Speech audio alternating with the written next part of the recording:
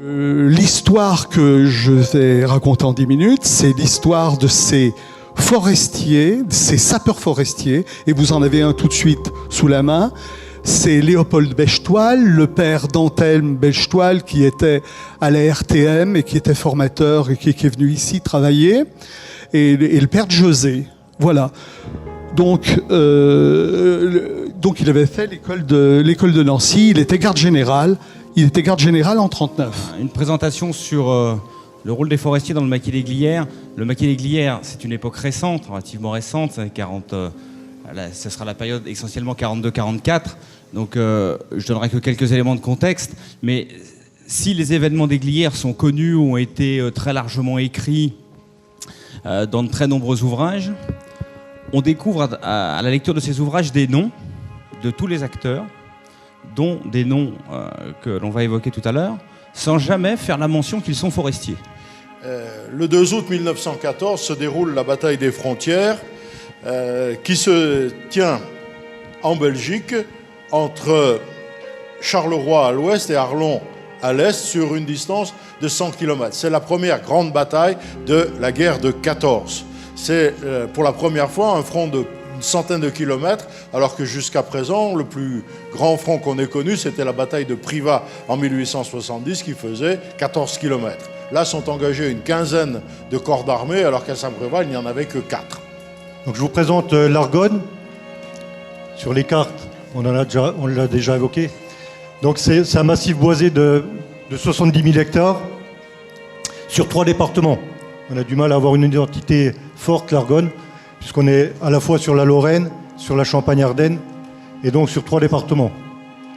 Donc les traces actuelles de la guerre dans les peuplements forestiers. Quand on parcourt actuellement, en 2014, ces forêts touchées par le conflit, eh bien, on a des restes de tranchées.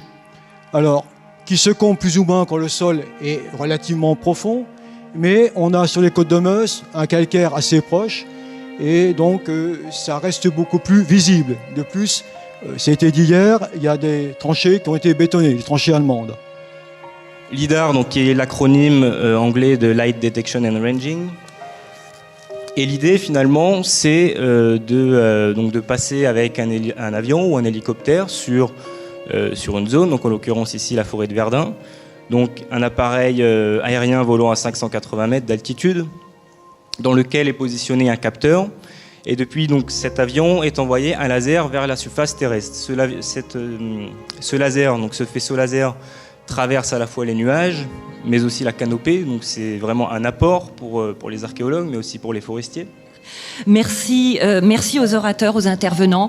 Merci pour tous ces mots, pour toutes ces images. Merci pour, derrière tout ça, toutes ces leçons de vie qui nous invitent encore aujourd'hui, vous l'avez dit, à nous battre.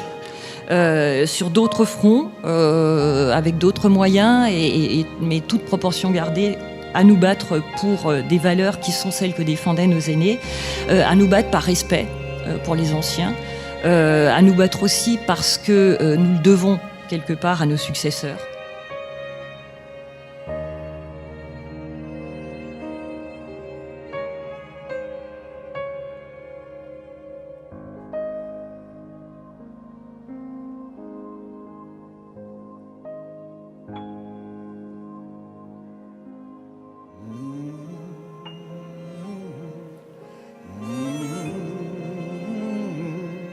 Faudra que ce soit la der et des der, que cette foutue putain de guerre.